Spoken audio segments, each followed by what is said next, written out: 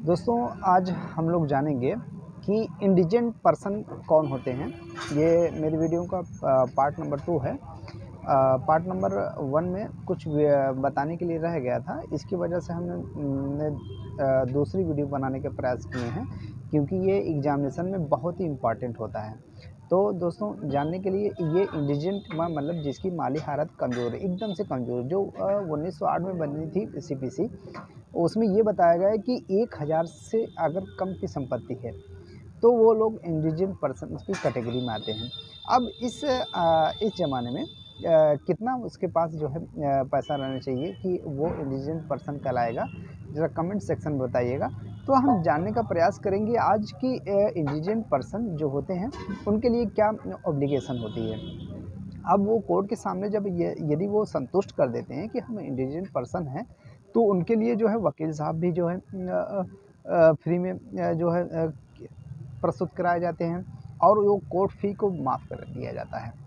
अब जो है उस आधार पर जो है लिया जाता है। यदि जब मान लीजिए कोई डिफेंडेड पार्टी, तो पक्का तो आएगा ही, जिसके खिलाफ केस है वो तो पूरा पोल खोलेगा कि नहीं साहब, इसके पास जो है संपत्ति है, 2 महीने पहले जो है कोई संपत्ति बेच दिया था। तो जब 2 महीने पहले बेचा है तो वो इंडिजेंट पर्सन नहीं कहलाएगा।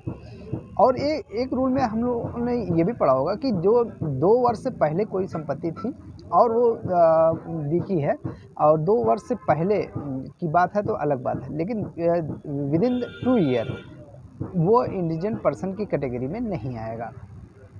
तो यदि अगर कोर्ट के सामने ये प्रस्तुत हो जाता है कि हम इंडिजेंट पर्सन नहीं हैं, तो जो स्टेट गवर्नमेंट के द्वारा हमें वकील साहब मुहैया कराई गई है जो इंडिजेंट पर्सन को, उसको जो है उस फी को वापस किया जाना चाहिए।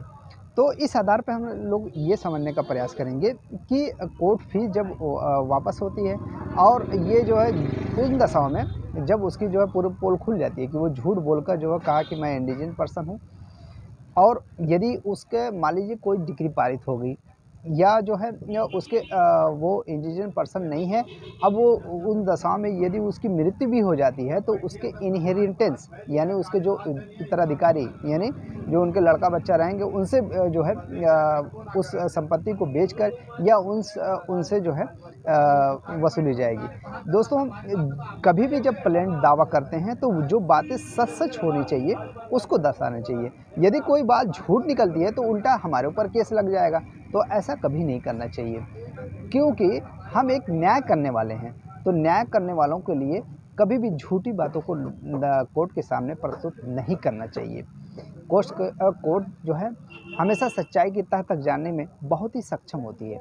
अगर उसे गुमराह के रास्ते पे ले जाते हैं तो हमारे ऊपर उल्टा जो है केस दायर हो सकता है।